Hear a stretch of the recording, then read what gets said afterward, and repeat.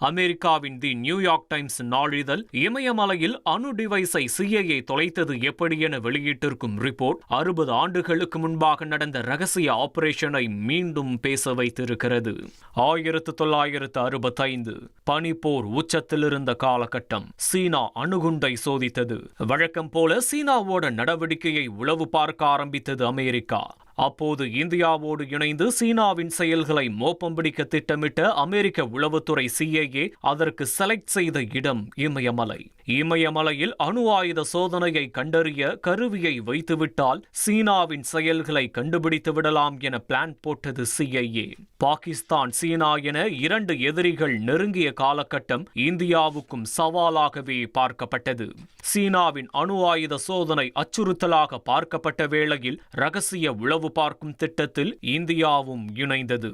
CIAவின் இந்த திட்டத்திற்கு பின்னால் இருந்தது அமெரிக்க மலையேற்ற வீரர் பாரி பிஷாப்பின் எவரெஸ்ட் சிகர பயணம்தான். எவரெஸ்ட் சிகரத்திலிருந்து பார்த்தால் சீனா திபேத்தில் பல 100 கிலோமீட்டர் பகுதியை பார்க்கலாம் என சொல்ல பிளானை கூர்த்தீட்டியது அமெரிக்கா. அமெரிக்கர்களும் இந்திய உளவுத்துறை ஆதரவு பெற்ற மலையேற்ற வீரர்களும் ரகசிய ஆபரேஷனில் களமிறக்கப்பட்டனர். 1965 அக்டோபரில் நந்தாதேவி சிகரத்தை நோக்கி பயணத்தை தொடங்கியது ரகசிய குழு. இதில் இந்திய தரப்பில் இடம்பெற்றிருந்தவர் இந்திய கடற்படை அதிகாரியும் சிறந்த மலையேற்ற வீரருமான கேப்டன் மன்மோகன் சிங் கோலி. ரேடியோ சமிகைகளை உளவு பார்க்க நந்தாதேவி சிகரத்தில் ஆண்டனாவை நிறுவுவதற்கான கேபிள்கள், கருவிகள் எடுத்து செல்லப்பட்டது. மிக முக்கியமாக ஸ்னாப் 19C என்ற கதிரியக்க எரிபொருளால் இயக்கப்படும் ஜெனரேட்டர் எடுத்து செல்லப்பட்டது.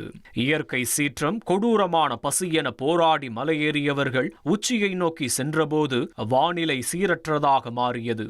பலத்த இரைச்சலோடு காற்று வீச, மேகங்கள் நெருங்கி வர பனிப்புயல் வீசியது. நிலைமை மோசமாக மலைக்கு கீழ் கேம்பில் இருந்த கேப்டன் ஹோலி மேலே சென்றவர்களை உடனடியாக கீழே இறங்க உத்தரவிட்டிருக்கிறார். அப்போது கொண்டு சென்ற கருவிகளை எல்லாம் போட்டுவிட்டு கீழே இறங்கிவிட்டார்கள் மலையேற்ற வீரர்கள்.